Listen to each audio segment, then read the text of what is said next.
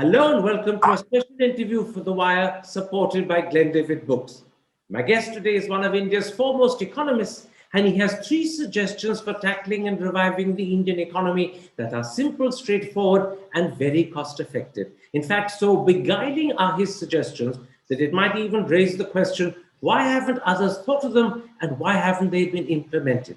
Joining me now to discuss his ideas is the Group Chief Economic Advisor of the State Bank of India, Soumya Kanti Ghosh. Dr. Ghosh, before we discuss what steps you believe are advisable to revive the economy, let me start by asking you for your assessment of the state of the economy today. How do you view it, and what are the key problems that need to be tackled? Yeah, thank you, Karan. I think it's nice to be here. See, if I start with the Indian economy as of today, as all of us knows that the economy has been going through two successive years of shocks. Last year it was a pandemic, and this year also, I think the first 3 months has not been that good because the country has gone through one of the worst second waves. And the issue is that the second wave has not yet gone because the number of infections is still hovering around 40,000 odd for the last several days. So having said these things, I think if I make a small comparison of how the economy is doing today, I think there are some good things which is happening. There are some also things which are not so pleasant.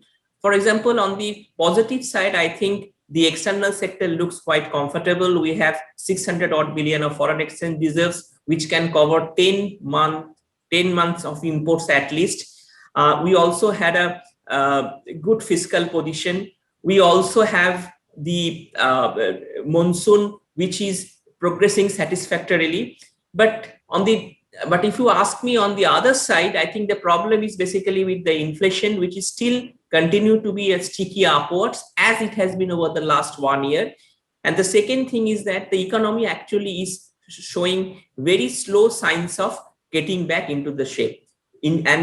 Most interestingly, in June, as all of us know, that the rural economy was more impacted by the COVID. I think the rural economy was devastated by the COVID, but the rural economy in June is actually showing more signs of an pickup than the urban economy. So that shows that the possibility of an economic recovery coming sooner may not be that great at this point of time, and the pickup will only be moderate as we move along throughout the year. And a large part of this could be because of the uncertainty which the COVID has posed to the economy. Now, in an article that you wrote for the Times of India on the 12th, you said, and I'm quoting you, a revival strategy has to be consumption-led. And the reason you gave is that private final consumption expenditure fell far more sharply than GDP. Can you explain this to an audience that doesn't fully understand economics? Yes, and I think that's a very interesting proposition. See, if you look into the overall GDP growth, if in very simple terms, the overall GDP growth is basically at the end of the day, if you look from, there are two sides to look into it. If I make it very simple, from the production side and from the income side. Income side means how the value of the output is distributed across the laborers in the wage earners in the economy, and also who are producing it. Basically, we call it in layman the capitalists. But if you actually look into the distribution of this GDP, how it has moved in the last year, I think the wage to GDP ratio has significantly contracted, while the profit to GDP ratio has actually expanded. So this means that given the fact that the wage to GDP ratio has contracted, in fact, that has been the trend globally also, as we have moved over the last couple of years. If that is the case, then what would happen is that if wage actually falls off for whatever reasons, maybe because of labor market disruptions or displacements, the private final consumption expenditure obviously will also show a slowdown. And that's exactly happened last year, when if you actually look into the CSO data, the private final consumption expenditure has actually declined by 7.4 lakh crores for the household. So that means that the household consumption, and this is actually something new to the Indian economy, because Indian household consumption grows every year. And last year, I think, was an aberration. For whatever reasons, is declined by 7.4 lakh crores. And the other important part of it, which I want to link it, is that if you look into the household financial savings also, as per the RBI data, from April 2020 till December 2020, for which the data is available, the household financial savings has also declined by 3.7 lakh crores. And finally, if you add to that the increase in household debt, which has increased by 7.5 lakh crores. So we have a situation of declining consumption, an increase in household debt, and a decline in household financial savings. So all of this actually makes me to believe that consumption could be the weak point as of now for the Indian economy. In layman's language, could I put it like this? That because wage to GDP ratio has contracted, people are poorer. People, when they feel poorer, don't spend. Demand has collapsed. And that means a major stimulus that keeps the economy growing has disappeared. And secondly, their savings have also contracted. Perhaps they've used them up for health reasons. And that's another reason why people are concerned about spending, and that in turn affects demand. Would that be a correct way of putting it in layman terms? Yeah, that could be a correct way. I will not say that demand has completely collapsed. There has been a pickup in the demand in the month of June, but the problem is basically scattered. It is uneven across sectors, and that's actually is hurting the economy more than the overall collapse. Overall, of course, the demand actually is very weak, but it's also the uneven distribution which is actually hurting. Now, in that Times of India article, you focused on two main ways of boosting private consumption. Let's take them up one by one. First, you suggested that the government should advance 50,000 crore to 9.35 NREGA card holders. And you said that if the government reimburses banks for their interest cost, this will only cost the government 4,000 crore, but it will boost consumption by up to 1.66 trillion. Could you explain this a bit more fully for people who don't fully understand economics? Yeah, I think, Karan, is a very simple proposition. See, what is happening, I'll tell you why I have given these suggestions, because what's currently happening is that, as you know, the NREGA program has been providing a lifeline to a lot of people who are actually gone back from the cities to the villages in search of jobs, and because of the pandemic. Now, the government has also increased the allocation in NREGA, but if you actually look into the NREGA data, the overall demand for NREGA card holders is current now is actually around 9.35 crores. So what is happening is that because of the type of this pandemic, a lot of these NREGA centers have actually closed down for the fear of the spread of the virus. So even though one may want to give these people the work, we are unable to provide them work because the centers are not working right now. So a best way in this case, where we have to give them work in a contactless manner. So the best way is that if you take this 9.35 workers, if you give them the minimum wages at the rate of 200 rupees for 100 days, that works out to around 1.87 lakh crores. So what I'm suggested is that since the people cannot get their work done right now, what their banks can do, and banks have all the accounts with them, the banks can actually lend them, say, rupees 50,000, which is 30% of the overall amount of 1,85,000 crore to these people. And so basically everyone may get around, say, 6,000 to 8,000 rupees, which will come back to the banks after a year when these people start working, or maybe after 6 months when these people start working. It is exactly equivalent to, for example, if I am having a salary account with one bank, I take a loan and that amount is retrieved from my account maybe 6 months down the line when I have the money with me. And the interesting point is that the interest amount on this cost, even if you're assuming 8%, could be only 4,000 crore, because if the government pays the interest, it is therefore backed by the government. The banks will be more willing to lend to these people because they know that this money will come back to them when the DBT money is credited in their account. So it will be a sure shot of and parking up the consumption. But if you just put this 50,000 crore into these people, in simple terms, I mean, that's in Keynesian terms, this could actually put, assuming a marginal propensity to consume of 0.7, 70% of the amount is consumed. This could actually put an amount 1.6 lakh crores of consumption boost. So with 4,000 crore of interest payments, the government can push the consumption by 1.6 lakh crores, I think, which could be a very good way of parking up the consumption in times of distress. And the important thing is this is an advance. And this Yes. advance will be written off when these 9.35 crore NREGA card holders actually are able to do the work that is involved in NREGA. You're giving the money in advance because work can't be done at the moment, because under COVID conditions, large numbers can't gather. But it is money that will come back when they do the work. And the second important thing is that the cost of this 50,000 crore advance is the underwriting of the interest the banks will incur, and that's only 4,000 crore. In return, the boost to consumption will be 1.66 trillion. So for a very little sum of 4,000, you'll have an enormous boost of 1.66 trillion. Yes. So basically, the banks and the government are working in unison over here. The government is guaranteeing the interest payment to the banks, because once you guarantee the interest payments, this account cannot be classified as non-performing. That's an accounting norm. So if that is the case, and the bank also gets back the principal amount after 6 months or whenever time the person does the work. So the bank is benefited, the government is benefited, the consumption gets a boost, and this poor people also gets a lifeline in the process till the time the COVID actually doesn't go away. Absolutely. It's a win for the government, it's a win for the banks, and it's a win for the poor who need the money, who will then later on return the money when they do the work NREGA requires. This brings me to the second of your two suggestions for boosting consumption. This time you're saying the government should give loans up to 50,000 on the premise that the interest servicing of the loan is sufficient to keep the loan current. If the government pays a 3% interest subsidy, the outlay from the government's point of view will be only 750 crore for the first 6 months of 2021-2022. But again, you envisage a huge boost to consumption. Would you spell this out in greater detail for the audience?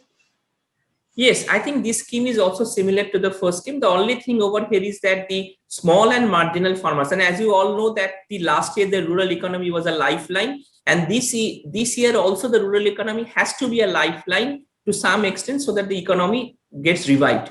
So if I take that into account, I think what the government and the banks can do is that give a loan of say up to rupees 50,000 per head for the small and marginal farmers, and let this loan be, and let this, and if the interest is serviced for this loan, then this loan remains performing, but the principal payment, but there should be a principal payment when the farmers have the amount with them, and the government actually gives interest subvention for the agricultural sector. In this case also, if the government gives some amount of interest subvention to the banks, and please note on this entire 50,000 crore, the entire amount, the interest subvention cost will only be rupees 750 crores, because the government will only have to give it for 6 months. For the full year, it should have been 1,500 crore, but the government gives interest subvention for only 6 months. And this account continues to be, it's basically like an overdraft account.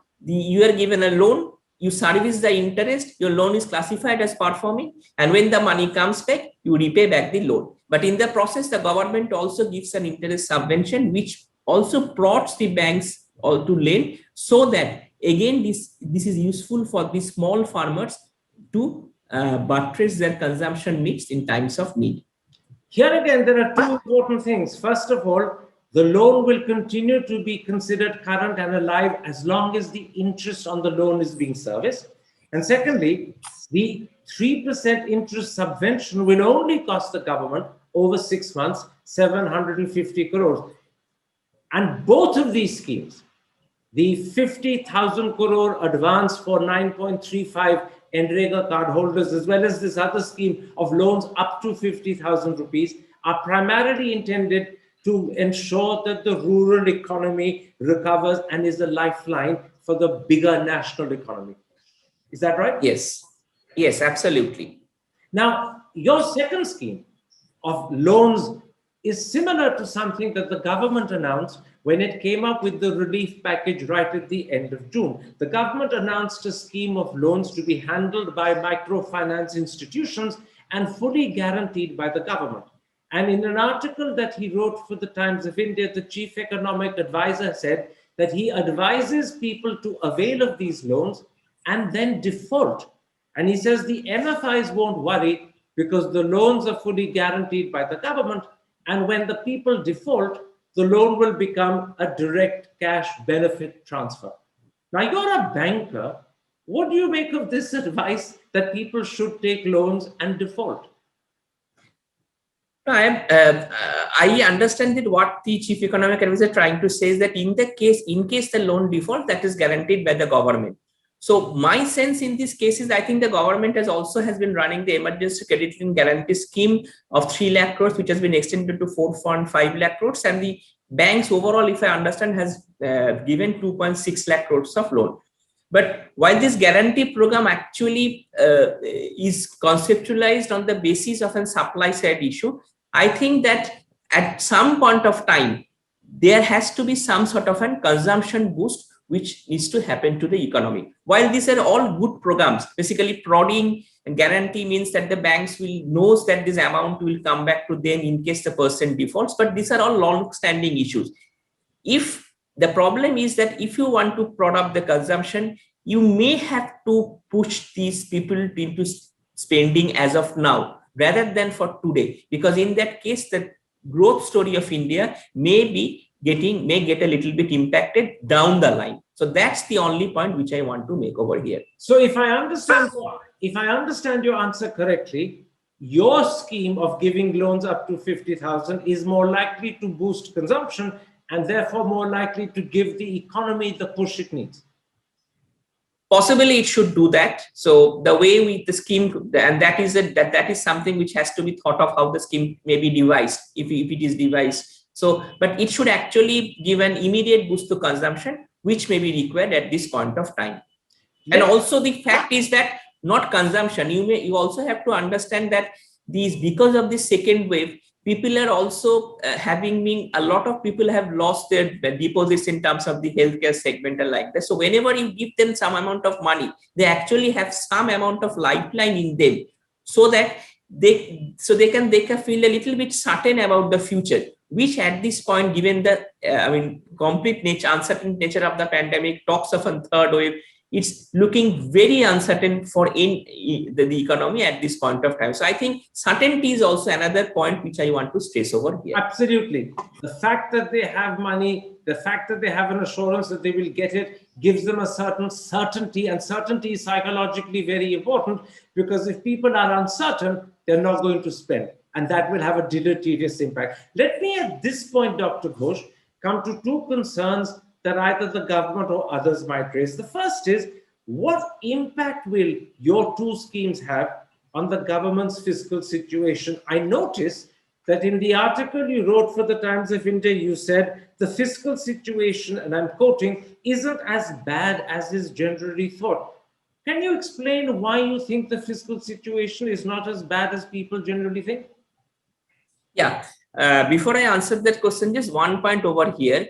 The total amount the government may have to spend for these two programs to give a consumption boost of 1.6 lakh crores is 4,000 crores plus 750 crores. So basically 4,750 crores. So that is basically a very minuscule cost which the government may have to do. So that is the first point. The second point is that regarding the fiscal, so basically, even if assuming hypothetically the fiscal position of the government is not that good, I think 5,000 crores odd amount is a very little amount for this purpose. And second thing, regarding the fiscal position, I understand, and if I look into the data, that the tax collections in the first 2 months, even in fact for the first 3 months, looks very promising. The direct tax collections, the indirect tax collections, all these numbers actually suggest that they could be at an 22-year high. So 22-year high means the data is digitally available from April 2000. If I compare the first 2 months of the data, I find that this tax collection could be as an 2-decade high. And also the fact that the excise revenue from the oil is also going to be larger than what the government had budgeted. The GST collection at the current rate for the center could be higher. So all in all, I can say that the fiscal position of the government looks comfortable at this point of time. I just want to add a caveat over here. Maybe the government is trying to save the amount for the rainy days. Basically, if there is more uncertainty down the line, if the economy, if there is another third wave, if there is a lockdown, so maybe that could be the outlook which the government is thinking. But to me, at this point of time, assuming no other significant rise in infection, I think the fiscal position of the government looks comfortable, and that is one of the plus points, as you asked me in the beginning. What is how the economy in terms of the good points about the economy? Just to clarify, you said that you believe tax collection, both indirect and direct, could end up a 2-decade high. A 2-decade high.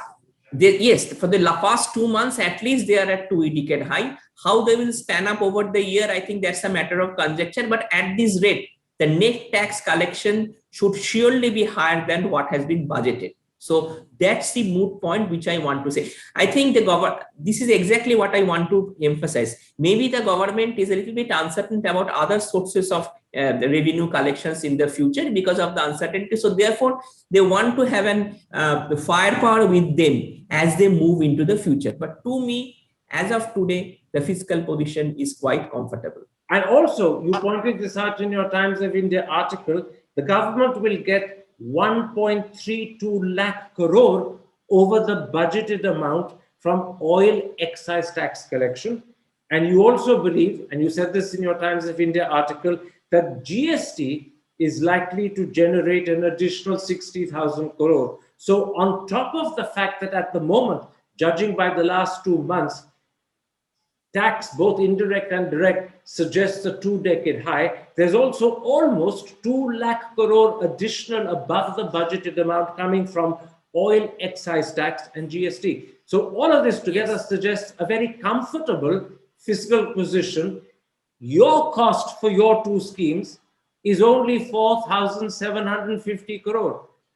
And given what you're saying about the fiscal situation, this will have no impact on the budget fiscal deficit target of 6.8%. It will have no impact at all. Yes, it will have no impact. I have also done the simulations in terms of the nominal GDP numbers. So as of now, I don't see any stress on the fiscal, the way things have moved at least in the first 3 months. I'm not talking about the future, which may be uncertain, but as of now, I think the numbers look quite promising. One more question to clarify. You said that the first suggestion of giving 50,000 crore in advance to some 9.35 Enrega card holders would end up boosting consumption by 1.66 trillion. Do you have any sense of how much the second scheme of loans up to 50,000 for a 6-month period will boost consumption? Or is that figure of 1.66 the cumulative result of both schemes? No, I think, second number also could result in a similar consumption boost of 1.6 trillion, because I am just going by the marginal propensity to consume of 0.7. So, but I have not given the figure over there because it is just understood that on a 50,000 crore amount and marginal propensity to consume of 0.7 could actually end up in consumption boost of 1.5 trillion. So if you want me to exactly specify what would be the consumption boost for the second one, that amount could be of the similar magnitude. So we're saying that, in fact, for an expenditure of 4,750 crore, just 4,750, you could end up with an expenditure boost of 2 times 1.66. And if my mathematics is correct, that's over 3 lakh crore as the consumption boost. Yes, at least as per the economic theory goes, the consumption boost could be significant because of this scheme. This is what I want to emphasize for the audience. Not only is your scheme simple and straightforward, but it's very cost effective, because what you're suggesting is 2 schemes that will together boost consumption by over 3 lakh crore, but will only cost the government 4,750 crore, something the government can easily afford at any time. So this is a particularly beguiling scheme. Let me raise one other concern. Now, will this have an adverse impact on inflation, which is one of the downsides you mentioned right at the beginning of this interview? You may recall that the revival package pushed by the UPA government in 2008 had a huge adverse impact on inflation. It shot into double digits. Will something similar happen if the government follows your advice, or do you think that is not going to be the case? No, I think things are different now in 2009 and this perspective. Let me put you some numbers over here. In 2009, the total size of the package, which was announced by the then government now, was 22% of the total incremental private final consumption expenditure. So we can say that basically for every 100 rupees, 25 rupees was additionally given to the people. And this was a factor of different factors. For example, pay commission recommendation, areas, loan waiver. So all these things actually had made this 22%. But this year, as I've said at the beginning, the incremental private consumption expenditures actually declined by 7.4 lakh crores. So there is no question of this amount of money being a percentage of that amount. And my sense is that given the fact that the current now this amount will only stoke subsistence consumption, because of the fact that uncertainty is in, people will only stoke subsistence consumption, which will no way is going to impact inflation. Things are completely different right now what it was earlier, because consumption is actually declined. So we first need to take up consumption to that level and then thinking of whether it can stimulate inflation or not. Now, your Times of India article also had a third suggestion, this time not connected with boosting consumption, but specifically connected with promoting and, shall I say, encouraging health insurance. And you had a particularly new, novel, and exciting scheme to suggest.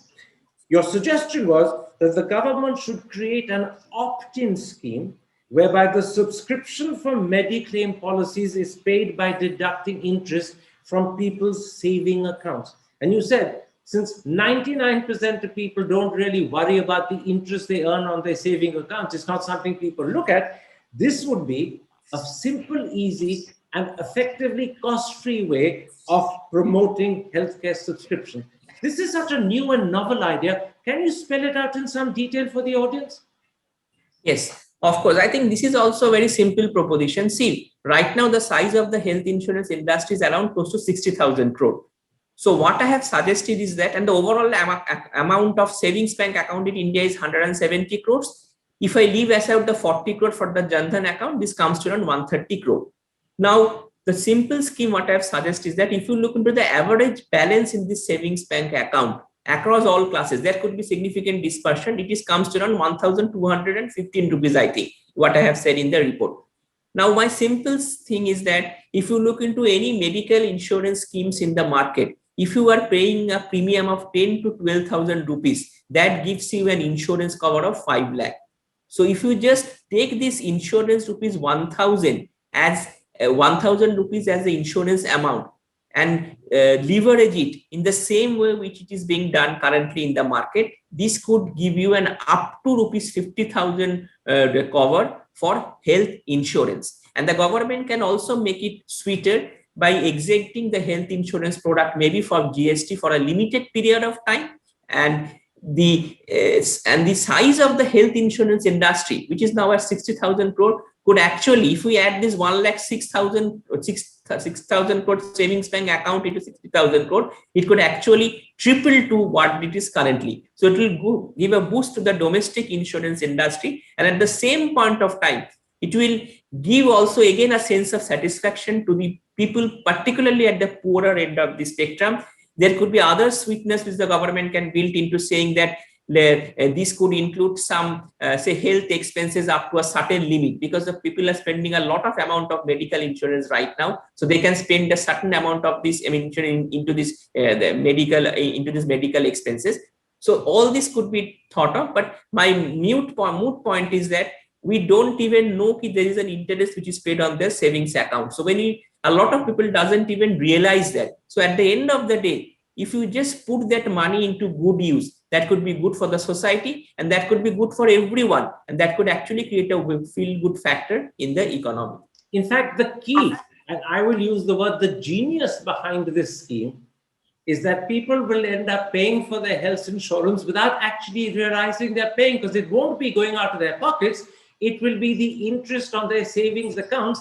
And as you said, most people don't worry about it, don't even know that they're getting interest on their saving accounts. And therefore, for those people, it will be effectively cost-free, because it's not going from their pockets.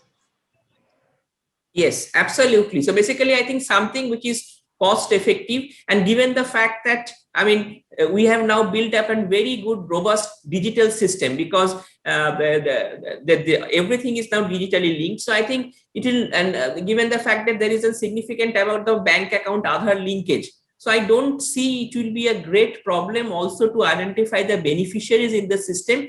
The beneficiary system in the system could be graded. The people who are at the poorest end of the spectrum could be given this first as a compulsory policy, and for the others it could be just an opt-in policy, because most of us people have a health insurance scheme, but it is the poor only who doesn't have this scheme in because sometimes they don't have the money to pay for the scheme. But you said that this could be a compulsory scheme for those who are very poor. Yes, it should be. It could be made. It could be made instead of an opt-in. It could be made an optional opt-in for those at the higher end of the society, and a compulsory opt-in for those people at the bottom of the society. So this is yeah. We are coming to the end of the interview, Dr. Ghosh. I've got only two questions. The first is a question that will have occurred to the audience as they heard you speak. Your two schemes to boost consumption only require altogether 4,750 crore.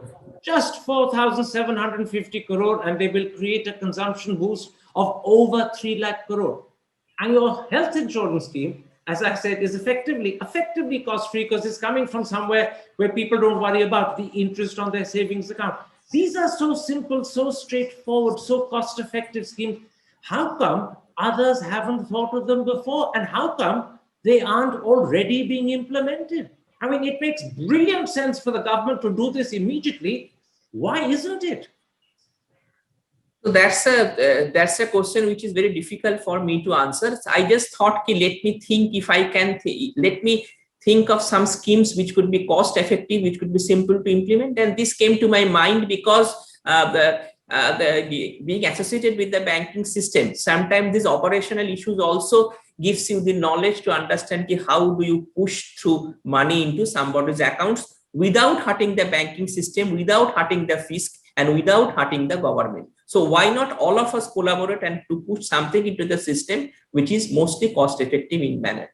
Absolutely. Now, so far, the government has not taken steps to boost consumption by direct income support. What they've concentrated on is giving an additional 5 kilograms of grain to all the beneficiaries of the Food Security Act. My question is a hypothetical one. If the government doesn't take steps to boost consumption through income support, what will be the state of our economy 6 months down the road or 1 year down the road?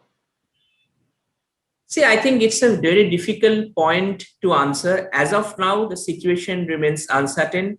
The point of worry to me, if you ask me very specifically, remains the issue of inflation. And to a large extent, it is tied to the monsoon. The monsoon so far has not been that good. Rainfall has been below normal, and the distribution of rainfall also has not been good. The area under the area under production has actually declined. So I hope these things are corrected, because as of now, to me, the uncertainty remains the most important thing. And while the government has actually announced a package, I think at some time back, but it was again mostly intended to support these, for example, for the urban poor through a guarantee scheme. Maybe at some point of time, some sort of a targeted income. I'll not talk. This is not even an income support I am talking about. This is basically their money they are getting back. So this is not. So this is actually not an income support, because we are just giving them their money as a loan, and that amount they are reimbursing to giving back to the banks after 6 months. So I don't think so. I think these type of schemes, which doesn't have a high fiscal cost and easy to implement, and this gives you bang for the buck. So this is so from that point of view, I think if we do this, it will be good for the economy. But as of now, to me, I think as I just said to you, the pickup in the growth trajectory, which all of us are emphasizing, could actually take a longer time than what was anticipated. Can I end by teasing out one little bit from your answer? We haven't had a good monsoon so far. We don't know whether it will recover or not, but there is uncertainty. And an uncertain monsoon means hardship for rural India. That means depressed farmers and rural incomes. And that is a greater reason why you need to boost rural incomes if you want the rural economy in turn to be the boost and lifeline for the national economy. And therefore, if the monsoon is uncertain, there's an even greater need for your schemes because they directly target the people who are most immediately affected by a poor monsoon. No, I agree with your point. I think last year the government gave a lot of support to the rural sector. This year also there, but this year they're giving targeted support. For example, the fertilizer subsidy was uncertain. So I hope that the government continues to give the rural support. And one important point which I would like to mention over here for the rural sector is that given the significant increase in the fuel cost, the terms of trade actually has moved unfavorably against the rural sector in the first 5 months. So if I add that point also to this one, and so then basically a boost to the rural sector is very important for us because this sector was the lifeline for our economy last year when everything else contracted. This was the only sector which posted a positive growth. So to me, let me hope that the monsoon progress becomes better. And if I add to this the fact that the government supports the rural sector through some of these unconventional means, it will be easier for us for a quicker rebound than what we have been projecting so far.